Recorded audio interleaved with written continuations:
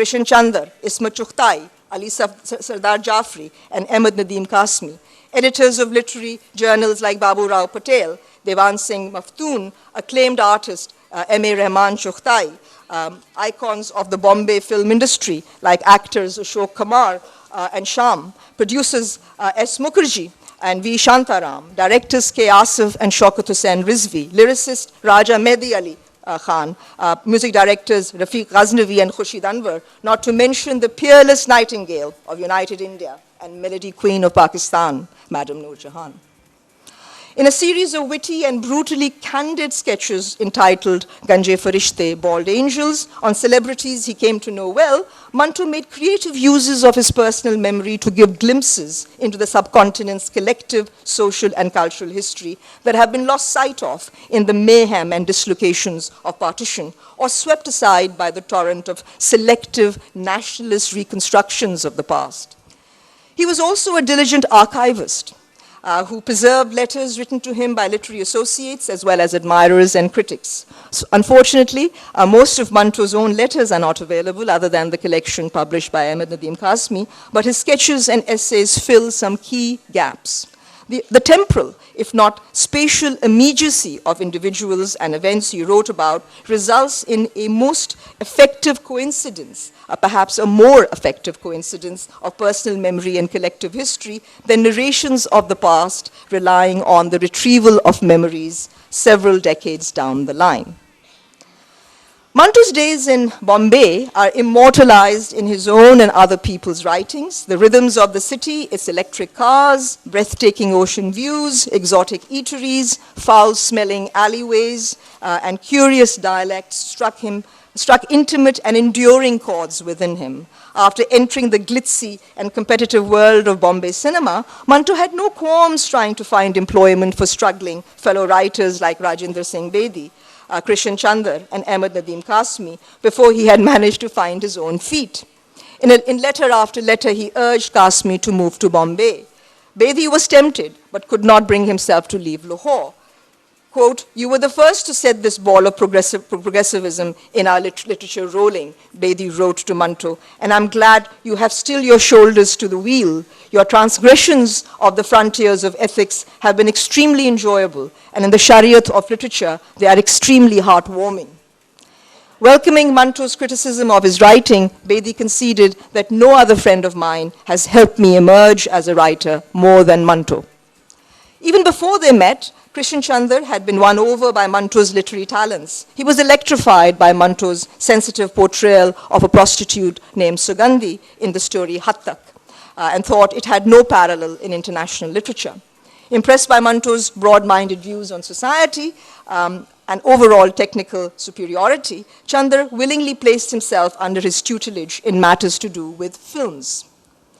In 1940, after getting fired from the Bombay journal Musawwar, Manto ended up joining the All India Radio's Urdu service in New Delhi, where Krishan Chandar had been recently employed as a drama producer.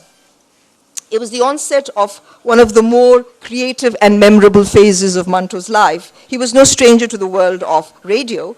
His plays were being aired, plays and skits were being aired by various radio stations in India for the past several years. Apart from Krishan Chandar, he had the opportunity to work with several heavyweights of Urdu and Hindi literature, including Upendranath Ashk, Balwant Singh Girgi, Chirag Hassan Hasrat, Devendra Satyarthi. Rajendra Singh Bedi also joined for a while, as did Ahmed Nadeem Kasmi. Manto did not think much of Upendranath Ashk as a poet and a human being, but later did help him get a job in Filmistan in Bombay. Their rivalry was productive from a literary point of view, as was the gentle competitiveness among the others, making this one of the most creative phases, perhaps, in modern Urdu literature. Krishan Chandar thought Manto wrote his best stories and plays while at All India Radio. Entrusted with writing radio dramas and features during the early years of the Second World War, Manto kept churning out material with lightning speed on his Urdu and English typewriters. Conscious of his worth, Manto bragged that he could write on any theme under the sun. His colleagues turned this into a source of amusement, betting a dozen bottles of beer on Manto writing plays with odd names like Kubutri, literally a female pigeon. Life was going well for Manto at All India Radio, which was a small mercy given the emotional upheaval caused by the death of his firstborn son and the mental agony of defending himself against charges of obscenity, which coincided. These were the first charges brought against him. After Krishan Chandra was posted to Lucknow, Ashk, his rival at All India Radio, intrigued with Chandra's replacement to have parts of Manto's play Avara, Vagabond, revised. Manto would not permit anyone to change a single word of what he wrote, and he stormed out of the All India Radio, clutching his Urdu typewriter, never to return again. Manto returned to Bombay in August of 1942, still mourning his son's death the previous year, and as uncertain as ever of how to make ends meet, a perpetual dilemma for him. The film industry was an obvious attraction. Manto had come back to a city sweltering in the politics of the Quit India movement. One evening, Manto was squatting on a large chair in the office of Musawwir on Clare Road when Shahid Latif, a fellow writer and acquaintance from Manto's brief Aligarh days, walked in with his famous wife, Ismat Chughtai.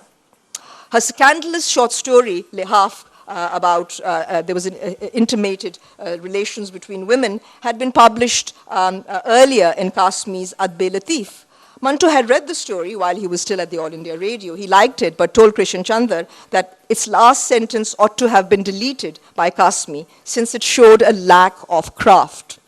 The objectionable final line of Chughtai's story read, "Even if someone gives me ₹1,00,000, I won't tell anyone what I saw when the quilt was lifted by an inch."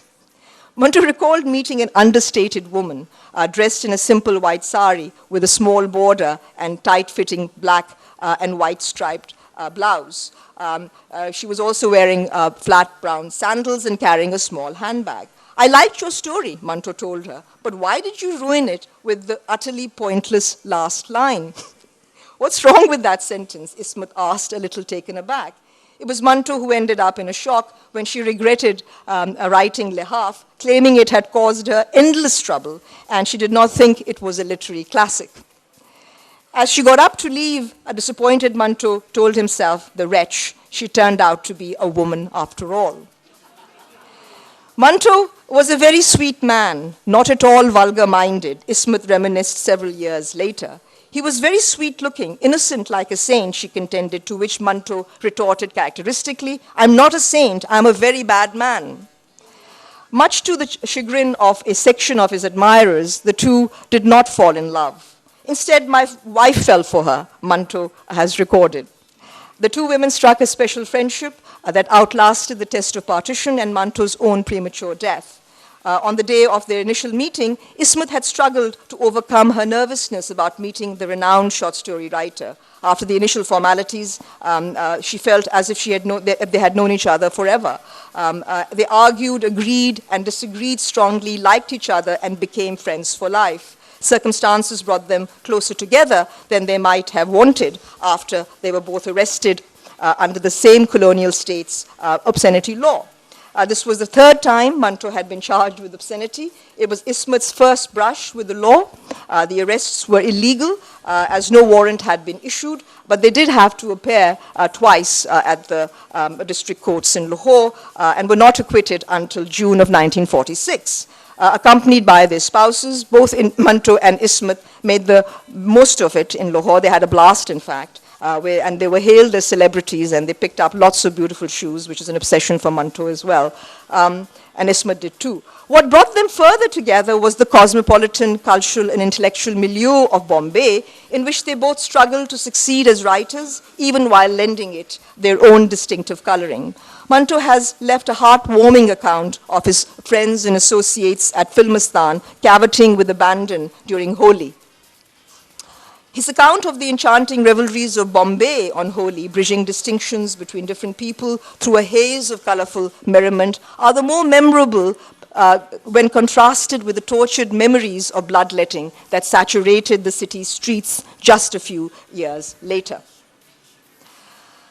A contrarian by choice, who looked at most issues in novel ways, Manto found the mounting Hindu-Muslim tensions in his adopted home troubling and inexplicable. The Muslim League is a mosque, the Congress is a temple, he discovered. This is what people think, and that is what the newspapers say as well. He had reckoned that with all the disturbances taking place, Hindus and Muslims would come together through the mixing of their blood in the sewage and bad spirits generated by the city. He was surprised to be proven completely wrong. Manto's final years in undivided India had none of the allure often ascribed to them retrospectively. The dropping of the atom bomb over Hiroshima and Nagasaki saddened him immensely. Everything seemed futile. He still loved Bombay, but was far from happy with the circumstances. Defending himself against 2 obscenity cases was draining emotionally and financially. His health suffered. He was diagnosed with water in his right lung. Safia, his wife's companionship, and the birth of their daughter, Nigat, in July of 1946, brought some joy. Manto's personal friendships were another important source of comfort during these trying times, most famously with 2 of Bombay's top film heroes, Ashok Kumar and Shyam.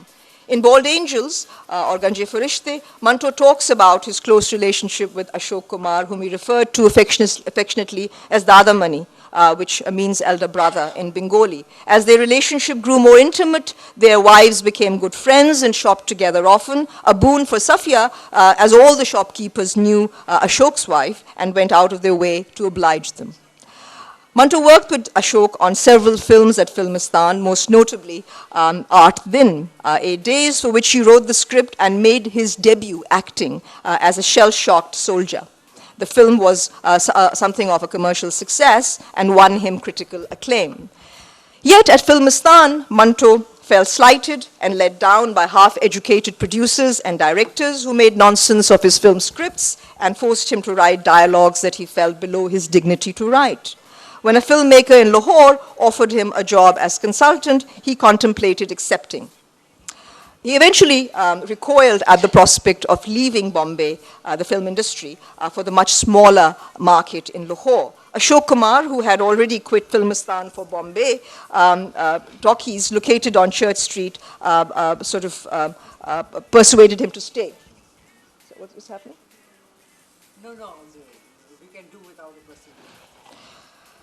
India had been partitioned by the time Manto took a job at Bombay Talkies. And then, of course, by then Punjab was already in the grips of violence. His wife and daughter had left for Lahore to escape the violence and also to prepare for the wedding of her younger sister to Manto's favorite nephew, an English translator, Hamid Jalal.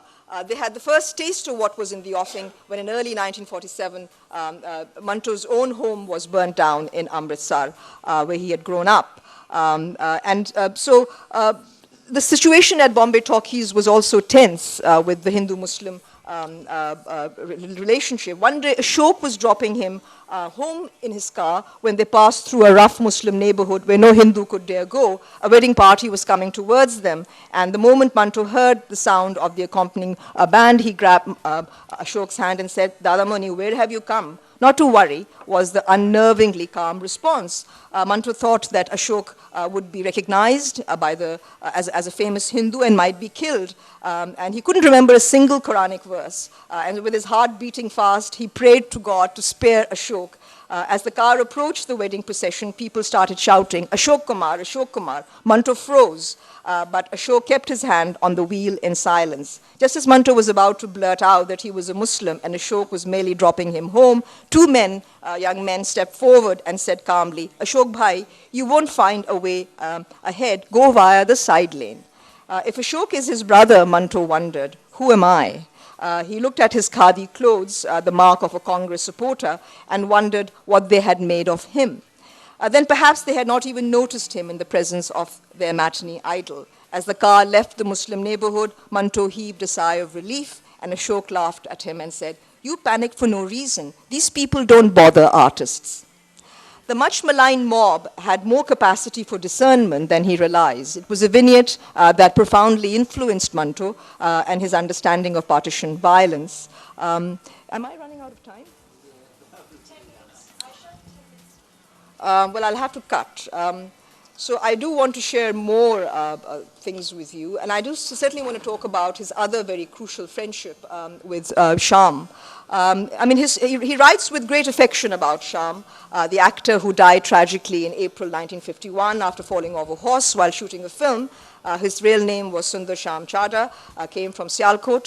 He was a ladies' man, had innumerable affairs, but married a Muslim woman, Mumtaz, better known as Taji. They had 2 children with their daughter, Saira Kazmi, went on to make her mark as a highly successful actress and producer in the early decades of Pakistan television.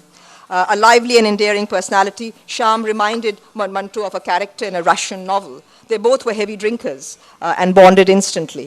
One of the standing jokes between them was the word hiptullah that Manto had found, and they thought it was very funny and was used for anything out of the box. After Taji, and first Taji and Sham moved in with Manto, and then Taji had a fight with Sham, so she quit. And then the 2 friends, Manto and Sham, started leading a hiptullah kind of existence. Despite being strapped for funds, there was no let-up in their drinking, which increased largely because of curfew hours in Bombay. Neither discussed money, but whenever Sham received any money, he would give Manto a share of it. The sharing and caring between the 2 friends was not disrupted by the violence that erupted with Partition. Newspapers were filled with reports of ghastly massacres. But one day, Manto and Sham were hearing the stories of a Sikh refugee family about their experiences with the disturbances. Manto could see that Sham was getting extremely perturbed and understood the emotional turmoil he was undergoing. When they left the place, Manto said to him, "I'm a Muslim. Don't you feel like killing me?" Manto recalled being shocked by Sham's words, who confessed that he too may have killed him, his best friend, under these circumstances. Manto then pondered over Sham's words, not now, but at the time, yes, and the answer, the pity of Partition, hit him. That answer lay in human nature itself. The truth Sham had uttered was the pearl Manto had been seeking in the newspapers every day. It left such a lasting impression on him that he reproduced his exchange with Sham in the story Sahai, with which I began this talk, if only to prove that his fiction is nothing if it does not approximate the factual. As 1947 drew to a close, Manto was finding it difficult to survive in Bombay, and so he decided to leave.